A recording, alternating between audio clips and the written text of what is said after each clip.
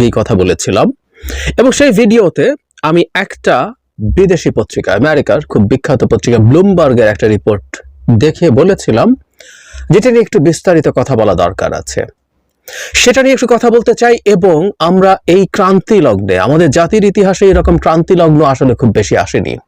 শেখ হাসিনাকে পতন ঘটানো এবং তার পালিয়ে যাওয়া নিশ্চিত করা মানেই কিন্তু আমরা সেফ হয়ে গেছি তা না, আমাদের গণতন্ত্রের পথে আমরা চলে এসেছি, ব্যাপারটা একেবারেই সেই রকম না।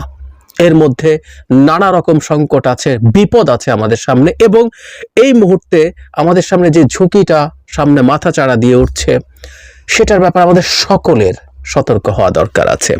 আমাদের মনে রাখতে হবে, বাংলাদেশে একটা অস্থিতিশীল পরিস্থিতি তৈরি করার জন্য দেশের ভেতরে এবং দেশের বাইরে, স্পেসিফিকলি যদি বলি ভারতের দিক থেকে সেই ধরনের চেষ্টা থাকতেই পারে, থাকার কথা। আর দেশের ভেতরে আওয়ামী লীগের বেসুমার টাকা খরচ করা, তাদের প্রশাসন, তাদের পুলিশ, তাদের অন্যান্য জায়গায় থাকা লোকজন নানা রকম চেষ্টা করবে, সেটা আমাদের মাথায় রাখতে হবে। ব্লুমবার্গের রিপোর্টটা নিয়ে কয়েকটা কথা একটু যোগ করতে চাই, তারপর আমি আসলে আমাদের কি করণীয়, এবং আমাদের সবাই, আমাদের এই দেশটা আমাদের প্রত্যেকটা মানুষের, বাম ডান মধ্য বাম মধ্য ডান সবার, প্রত্যেকটা মানুষের এই মুহূর্তে খুব সতর্কতা দরকার। কিন্তু আমি দেখছি অনেক ক্ষেত্রে সম্ভবত আমরা খুব সতর্কভাবে নিচ্ছি না। আমরা পৃথিবীর সিস্টেমটা, পৃথিবীটা কিভাবে চলে, কিভাবে রান করে, সেটা যদি খুব ভালোভাবে না বুঝি, আমাদের জন্য বিপদ অনিবার্য হয়ে উঠবে। এবং সেরকম কিছু আলামত দেখছি আমি, আমরা অনেক ক্ষেত্রেই এই রকম পথে যাচ্ছি, যেটা আমাদের জন্য বড় বিপদ তৈরি করতে পারে। ব্লুমবার্গের রিপোর্টটা নিয়ে একটু বলি। রিপোর্টটা করেছেন কাইস রুলজ। আমি ওনার মানে প্রোফাইল দেখার চেষ্টা করলাম। ব্লুমবার্গে অনেক লেখা লিখেছেন, উনি নিউ ইয়র্ক টাইমসেও লেখেন। এই ভদ্রলোক এই জোনেই, সাউথ এশিয়াতে অনেক বেশি ছিলেন, ফলে আমাদের সাউথ এশিয়ান কান্ট্রিগুলো নিয়ে তার অনেকগুলো রিপোর্ট গ্লোবালি খুবই রেসপেক্টেড পত্রিকায় পাবলিশড হয়েছে। সুতরাং আমি এটা বলতে চাইছি, তার রিপোর্টের মধ্যে আমরা যদি পড়তে যাই, প্রচুর ইন্ডিয়ান ধরনের বয়ান আমরা দেখব, বাট স্টিল এটা পাবলিশড হয়েছে কিন্তু ব্লুমবার্গে, এবং এই ভদ্রলোক খুবই রেসপেক্টেড একজন জার্নালিস্ট, ফলে এটাকে খুব হালকা করে দেখা আমাদের কোনোভাবেই উচিত হবে না বলে আমি মনে করি। এই রিপোর্টটা শুরু হয়েছে, আমরা এই রিপোর্টটা নিয়ে মানে আমাদের এখানে এক্সট্রিমিজম বাড়ছে কিনা এই ধরনের কথাবার্তা দিয়ে শুরু, এবং এই রিপোর্টটা শুরু হয়েছে তুরিন আফরোজের ঘটনা নিয়ে। তুরিন আফরোজ আক্রমণের শিকার হয়েছেন, হামলার শিকার হয়েছেন তার বাসায়, যেখানে গিয়ে কিছু ইয়াং পিপল তাকে হামলা করেছে, তার শরীরে পেন্সিল দিয়ে খোঁচা দিয়েছে, তার পায়ে সিগারেটের আগুন দিয়ে পুড়িয়ে দিয়েছে, এবং তার মাথার চুল কেটে দিয়েছে। এটা এই রিপোর্টে আছে। আমি পরে বাংলাদেশের পত্রিকা খুঁজতে গেলাম, আমি খুব সারপ্রাইজড হয়ে দেখলাম 11 অগস্ট এই ঘটনাটা ঘটেছিল, খুব অল্প দিনের মধ্যে শেখ হাসিনা পালিয়ে যাওয়ার। কিন্তু বাংলাদেশের অনেক পত্রিকায় এই রিপোর্টটা নেই, হাতে গোনা দু একটা জায়গায় এসছে, এবং আমি জানি না এটাকে নিয়ে আমরা কেন সেই অর্থে কথা বলিনি। খেয়াল করি, আমরা ঝোঁকের মাথায় কাজ করেছি অনেক, এবং এই কাজগুলো এখন এক একটা প্রমাণ হিসাবে এক্সাজারেটেড ওয়েতে ব্যবহৃত হচ্ছে। তুরিন আফরোজের ওপর এই ধরনের ঘটনা যেটার নামেই করা হোক না কেন, তুরিন আফরোজের বয়ান বলছে তার কাছে এসে তিনি কেন ইসলামী জীবনযাপন করেন না, তিনি কেন হিজাব পরেন না, এসব বলে তুরিনের ভাষ্য মতে তার চুল কেটে দিয়েছে এবং ইত্যাদি ইত্যাদি করেছে, তার উপরে অত্যাচার করেছে। আমরা হুজুগের মাথায় কাজ করে ফেলি, কিন্তু ওই যে বললাম, এই জিনিসগুলোই আলটিমেটলি এক ধরনের সংকট আমাদের ক্ষেত্রে, আমাদের জীবনে, আমাদের মধ্যে তৈরি করে। এই ব্যাপারটা একটু মনে রাখা দরকার। ওই রিপোর্টের মধ্যে আছে আমাদের ঘটনার পর স্কাল্পচার ভাঙা হয়েছে, ওখানে শুধু শেখ মুজিব না, আরো কিছু স্কাল্পচারের কথা উল্লেখ আছে যেগুলোর সাথে শেখ মুজিব জড়িত নন, এরকম বেশ কিছু স্কাল্পচার ভাঙা হয়েছে। সত্যি কথা হচ্ছে, এই ধরনের কিছু স্কাল্পচার ভাঙা হয়েছে, এর মধ্যে কোনো ভুলের কিছু নেই, এটা আছে, এবং এটাকেও তারা এই ইসলামিক এক্সট্রিমিজম মাথা চাড়া দিচ্ছে বলে ন্যারেটিভ তৈরি করার চেষ্টা করছে। এর মধ্যে এসছে বাংলাদেশে দীর্ঘদিন জঙ্গিবাদের ঝুঁকি ছিল। আমরা জানি এই জঙ্গিবাদকে পোষা হয়েছে শেখ হাসিনার দিক থেকে, পোষা হয়েছে এই কারণে যে বাংলাদেশে একটা ফর্মের, একটা লো ইন্টেন্সিটি একটা জঙ্গিবাদ আছে, যেটা শেখ হাসিনা খুব দৃঢ় হাতে খুব দৃঢ় হাতে কন্ট্রোল করছেন, সেই জিনিসটা তার অন্য অপরাপর যত অপরাধ আছে সেগুলোকে ধামাচাপা দেওয়ার একটা অস্ত্র ছিল, যে আমি যেভাবেই ক্ষমতায় থাকি না কেন, ভোট হোক না হোক, যাতে ক্ষমতায় তাকে রাখা হয়, কারণ তিনি যদি ক্ষমতায় না থাকেন তাহলে এই জঙ্গিবাদ, তার ভাষ্য মতে যে শব্দ আমরা ব্যবহার করা হয় সেটা মাথা চাড়া দিয়ে উঠবে। এই রিপোর্টে সারপ্রাইজিংলি ওনারা উল্লেখ করেছেন যে ভারতীয় এবং ওয়েস্টার্ন যেসব বিশেষজ্ঞ আছে তারা এই কেওটিক অবস্থায় ইসলামিক এক্সট্রিমিজম মাথা চাড়া দেওয়ার ঝুঁকি বোধ করছেন। এখানে উল্লেখ আছে জনাব মোদির কথা। জনাব মোদি মানে শেখ হাসিনার অনেক সমালোচনাও আছে এখানে। শেখ হাসিনা কিভাবে মানুষকে অপ্রেস করেছেন, কিভাবে অবৈধভাবে ক্ষমতায় থেকেছেন, কিভাবে ফালতু উন্নয়নের ন্যারেটিভ তৈরি করেছেন, এটার জন্য ইভেন দেবপ্রিয় ভট্টাচার্যের কোট আছে এখানে, উনি এগুলো ডিবাঙ্ক করেছেন। অনেকের সাথে কথা বলেছেন, রিজওয়ানা হাসান উপদেষ্টার সাথে কথা বলেছেন শেখ হাসিনা সম্পর্কে, মির্জা ফখরুল ইসলাম আলমগীর সম্পর্কে কথা বলেছেন, সজীব ওয়াজেদ জয়ও কিন্তু বাংলাদেশে এখন জঙ্গিদের, জিহাদিদের দখলে বলে এই ধরনের আলাপ তুলছেন। যেটা বলছিলাম যে জনাব নরেন্দ্র মোদীকে কোট করে বলা হচ্ছে যে এই যাবতীয় সব খারাপের পরও মোদী শেখ হাসিনার উপর রিলাই করেছেন এবং তাকে প্রশংসা করতেন, কারণ তিনি ক্ষমতায় থাকার কারণে ইসলামিক এক্সট্রিমিজম নিয়ন্ত্রণে আছে। আমরা পাল্টা প্রশ্ন মুহূর্তে করে ফেলতে পারি, বাংলাদেশে যদি ইসলামিক এক্সট্রিমিজম থাকে তার মাথা ঘামানোর কি আছে, ভারতের নিজের মধ্যে নিজের দেশে হিন্দু এক্সট্রিমিজম আছে ইত্যাদি ইত্যাদি, কিন্তু পৃথিবী এভাবে চলে না। এখন সমস্যা কি বাতলো, আমি এই রিপোর্টে আর যাচ্ছি না, কিন্তু এই রিপোর্টটাকে আমি গুরুত্ব দিয়ে দেখতে চাই, কারণ ইন্ডিয়াতে কন্টিনিউয়াস প্রোপাগান্ডা চলছে। আমি পূজা নিয়ে যে ভিডিওটা করেছি সেখানে দেখিয়েছি পূজাতে কিছু ঘটনা এখানেও আছে, হিন্দুদের উপরে নাকি সিস্টেম্যাটিক ভায়োলেন্স হয়েছে, অনেক হিন্দু পালিয়ে যাওয়ার জন্য প্রস্তুত হয়েছে। এই সব আলাপ ব্লুমবার্গের এই রিপোর্টটা আছে, আপনারা পড়ে নিতে পারেন। এই কথাগুলো বলছে, তার মানে ভারত যে ন্যারেটিভটা এস্টাবলিশ করার চেষ্টা করছিল সেটা ট্র্যাকশন পাচ্ছে আস্তে আস্তে, এবং সেটা মানে খুব অ্যালার্মিং ব্যাপার আমাদের জন্য। আমি যে ভিডিওটার কথা বলছি পূজা নিয়ে, সেখানে একটা পূজা নিয়ে আলোচনায়, একটা ইন্ডিয়া টুডের একটা আলোচনায় ব্রহ্মচলানি কথা বলেছেন, একজন একাডেমিক হিসাবে পরিচিত, একজন জিওপলিটিক্যাল এক্সপার্ট হিসাবে পরিচিত, যে ভাষায় কথা বলছেন খুবই অ্যাপারেন্টলি খুবই তুচ্ছ ঘটনা, কিন্তু সেগুলো নিয়ে অনেক বেশি আলাপ করছেন। যে কথাটা বলছিলাম যে ভারত দীর্ঘদিন থেকে পশ্চিমকে ম্যানেজ করার চেষ্টা করেছে শেখ হাসিনাকে রাখার জন্য, এই বলে শেখ হাসিনা যদি ক্ষমতায় না থাকে বাংলাদেশে ইসলামিক এক্সট্রিমিজম মাথা চাড়া দেবে, এই আলাপটা তারা করেছেন। এবং ভালো খারাপ কোনটাকে ইসলামিক এক্সট্রিমিজম বলে কোনটাকে বলে না, দীর্ঘ বিতর্ক হতে পারে, কিন্তু গ্লোবালি এই ধরনের একটা আলাপ আছে কোনটা ইসলামিক এক্সট্রিমিজম আর কোনটা না। ফলে বাংলাদেশের ঘটা কিছু ঘটনাকে এই হিসাবে ডিফাইন করার সুযোগ আছে। এই সুযোগ থাকার কারণে আমাদের ঝুঁকি বাড়ছে। বর্তমান বাংলাদেশে আমরা নানা রকম ইসলামিক গ্রুপকে নানা রকম দাবি নিয়ে মাঠে নামতে দেখছি, নানা কিছুর প্রতিবাদ করতে দেখছি, অনেক কিছু, মানে একটু হিসাব করা, একটু বিবেচনা করা। অনেক ক্ষেত্রে এক্সট্রিমিজমের আরেক ফর্ম, যেমন তারা পূজা দিয়ে একটা ন্যারেটিভ তৈরি করার চেষ্টা করছে, পূজার জন্য উড়ো চিঠি দিয়েছে, সেটাকেও তারা কগনিজেন্সে নিয়ে আলোচনা করছে, পূজা করতে দেব না বলা হচ্ছে, দু একটা জায়গায় হয়েছে, সেগুলো নিয়ে কথাবার্তা হচ্ছে। এবং রাসূলুল্লাহকে কটূক্তি করা হয়েছে, এই জন্য কিছুদিন আগে একবার একটা ঘটনা ঘটেছিল যেখানে একজন মানুষকে রীতিমতো পুলিশ স্টেশনে পিটিয়ে হত্যার উদ্দেশ্যে পেটানো হয়েছিল, তাকে শেষ পর্যন্ত উনি মারা যাননি সৌভাগ্যজনকভাবে। একই রকম ঘটনা চট্টগ্রামের পটিয়ায় ঘটলো 1 অক্টোবর, মানে যে রিসেন্ট ঘটনা।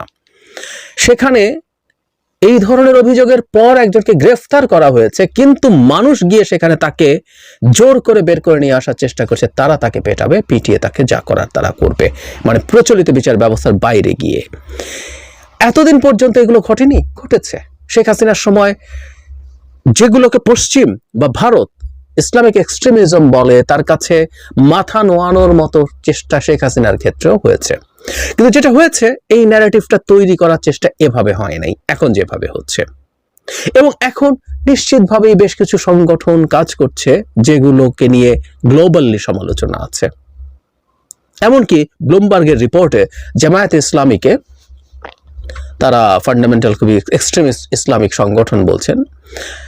জামায়াতে ইসলামীকে আমরা একটু অন্য অনেকগুলোর সাথে, জামায়াতে ইসলামী বা আরো কিছু দল, মোটা বাংলাদেশে ইসলামী রাজনীতি থাকবে যদি তারা এক্সিস্টিং আমাদের কনস্টিটিউশনাল ফ্রেমওয়ার্ক এবং ইলেকটোরাল প্রসেস মেনে নির্বাচনে আসতে চান, সেখানে তারা নিশ্চিতভাবেই রাজনীতি করতে করবেন। এর বাইরে আরো অনেকে আছেন যারা আসলে আমাদের ডেমোক্রেটিক প্রসেসের সাথে যান না, ডেমোক্রেটিক স্টেটের সাথে যান না। আমি জানি যে কেউ আমাকে বলে ফেলতে পারেন, কেউ ডেমোক্রেসি না চাইতেই পারে, সে মাঠে থাকতেই পারে, সেটার জন্য তিনি মনে করেন যে ডেমোক্রেটিক স্টেট কোনোদিন সমাধান না, তিনি সেটার জন্য কেন মাঠে থাকবেন না, ইত্যাদি ইত্যাদি হতে পারে। এর বাইরেও আরো অনেক ইস্যুজ আছে। আমাদের কোনখানে আমরা কিরকম করব, আমাদের জীবনে কোন জায়গায় ধর্মের কতটুকু থাকবে, নানান ডিবেট আছে, যৌক্তিকভাবেই আছে। এই ডিবেটগুলো সমাজে থাকতে হবে, থাকার কথা। কিন্তু একটা জিনিসকে আমরা খেয়াল করছি, টাইমিংটা খেয়াল করছি, আমরা কোন সময়ে কথাগুলো বলছি। একটা বেসিক ব্যাপার হচ্ছে জিওপলিটিক্স এবং ইন্টারন্যাশনাল পলিটিক্স যদি আমরা বুঝি, তাহলে টাইমিং ম্যাটার্স। বাংলাদেশ এই মুহূর্তে যেরকম ফ্র্যাজাইল পজিশনে আছে, এইরকম ফ্র্যাজাইল আর কখনো ছিল না, সত্যিই ছিল না। আমাদের অভ্যন্তরীণ নিরাপত্তা ব্যবস্থা এত ভঙ্গুর, এত ভালনারেবল কখনোই ছিল না, কখনোই হয়নি, কোনো সন্দেহ নেই। আমাদের পুলিশ কাজ করছে না, সেনাবাহিনীর দীর্ঘদিন পর কতটুকু প্রফেশনাল আছে আমরা নিশ্চিত নই, আমরা আশা করি তারা আছেন ভালো। কিন্তু তারপরও শেখ হাসিনা প্রতিটা প্রতিষ্ঠান ভাঙার যখন চেষ্টা করেছে, সেনাবাহিনীর ক্ষেত্রেও সে চেষ্টা করেছেন। আমাদের পাহাড়ে অসন্তোষ শুরু হয়েছে, সেটা নিয়ে আলাদাভাবে কথা বলবো। এই কদিন আগেও আরেকজনকে পিটিয়ে মেরে ফেলা হয়েছে, ওখানে পরিকল্পিতভাবে ওখানে ঘটনা ঘটানোর চেষ্টা করছে। এই প্রেক্ষাপটে দাঁড়িয়ে আমাদের ঐক্য যদি ভেঙে দেয়া যায়, এবং সেটা করার জন্য প্রত্যেকে বসে আছে। এই মুহূর্তে ইসলাম দিয়ে আওয়ামী লীগের বহু মানুষ মাঠে নেমে যায়নি, আমরা কিভাবে বলতে পারি? বহু মানুষ নেমে গিয়ে থাকতে পারে। আমরা কোন কোন সিম্বল দেখাবো, কোন কোন সিম্বল দেখাবো না, আমাদের কেয়ারফুল থাকা দরকার আছে। এবং আমি সিরিয়াসলি মনে করি আওয়ামী লীগাররা এখন আওয়ামী লীগ এবং ভারতের এজেন্ডা ফুলফিল করার জন্য তারা এখন ইসলামিস্ট সেজে মাঠে নেমে এমন পরিস্থিতি তৈরি করতে পারেন যাতে বর্তমান সরকার ঠিকমতো দেশই চালাতে পারবেন না।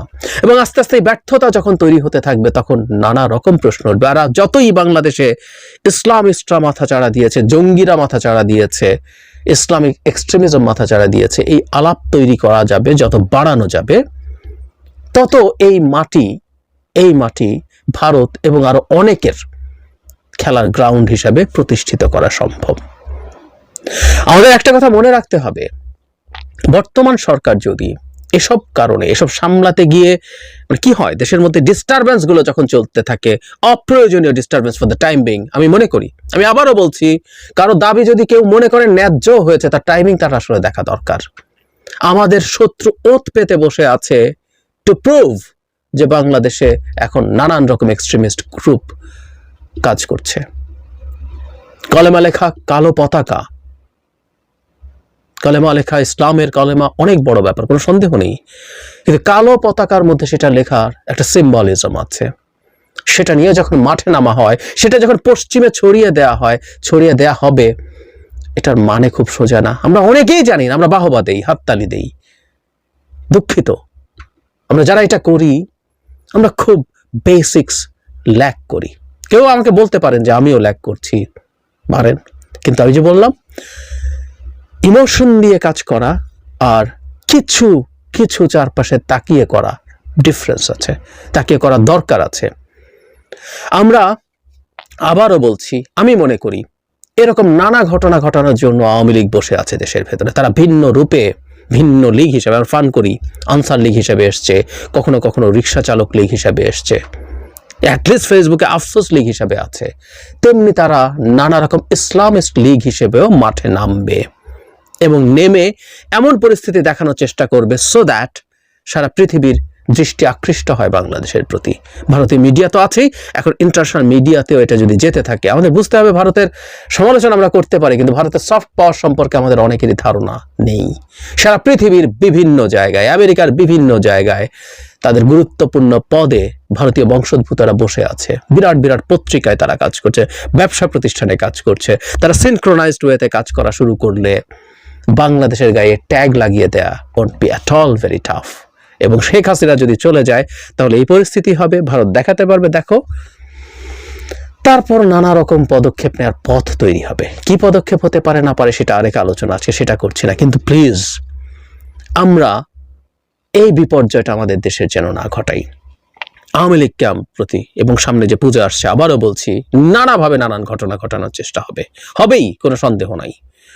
আমরা একযোগে যাকে সতর্ক থাকি এবং অ্যাটলিস্ট বেশ কয়েক মাস একটু যে ডিবেটগুলো পরে করা যেতে পারে, দেশ ধ্বংস হয়ে যাবে না এই মুহূর্তে যে ডিবেটগুলো না করলে সেগুলো একটু অ্যাভয়েড করি, আমাদের ঐক্যটা রাখি।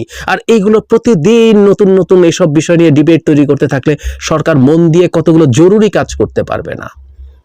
ইনফ্লেশন আছে সেটা কমানো, কিছু সুশাসন নিশ্চিত করা, চাঁদাবাজি কমানো, ঘুষ কমানো, প্রশাসনটা ঠিক করা। এমনি আমরা এটার এফিসিয়েন্সি নিয়ে সন্দিহান, আমাদের সন্দেহ আছে, আমরা পছন্দ করছি না। এটা আরো বেশি খারাপের দিকে যদি চলে যায় তাহলে দেশের পুরো সিস্টেম কলাপস করবে। এরপর যেটা হবে, আমরা অনেকে মনে করছি খুব সর্বশক্তিতে ভারতকে পরাজিত করব। আমি এই সরকারের একটা বিরাট শক্তির জায়গা মনে করি এবং এই কারণে এই সরকারকে ভারতও পছন্দ করে না। এই সরকার ভারতের সামনে মাথা তুলে দাঁড়িয়েছে, চোখে চোখ রেখে কথা বলছে। সুতরাং এই সরকার এই কারণেই পছন্দ হয়নি। এই সরকারের পতন হয়ে পরবর্তীতে কি হতে পারে, কেমন হতে পারে, সেটা যেটা হবে আমরা নিশ্চিত থাকতে পারি সেটা ভারতের পক্ষে কিছু হবে এবং সেটার উদ্দেশ্য হবে ধাপে ধাপে ধাপে ধাপে এই ফর্মে না হলেও ভিন্ন ফর্মে আওয়ামী লীগকে পুনর্বাসন করা। অহেতুক আমরা এই কাজ যেন না করি। এবং আমরা ফেসবুকে অনেকেই মিশরের কথা বলছি, মুরসি আসার পর কিভাবে সবাই বিবাদে জড়িয়েছিল, শেষ পর্যন্ত সিসি আসার পথ তৈরি হয়েছিল। রাইটলি খুবই চমৎকার কম্প্যারিজন, কোনো একজনের, আই ফরগট হিজ নেম, লেখা ঘুরে বেড়াচ্ছে, অনেকে শেয়ার করেছেন, চমৎকারভাবে তুলনা দেখিয়েছেন। কেউ যদি বলেন যে না, তার জন্য কি আমি আমার ইমান আকিদার যেখানে সমস্যা হয় সেখানে কথা বলবো না, আমি বলছি কথা বলবো। অন্তত আমরা একটু যাতে ধৈর্য ধরি। কারো যদি মনে হয় যে না আমাদের বলা ঠিক হবে, আমরা ইতিহাস থেকে কি শিখি, একই রকম পথে যারা গিয়েছে সেই পথে কি হয়েছিল সেটা কি আমাদেরকে শেখানো উচিত না? আমি মনে করি উচিত। আবারও বলছি, আমরা বলছি অনেকে তার ধর্মীয়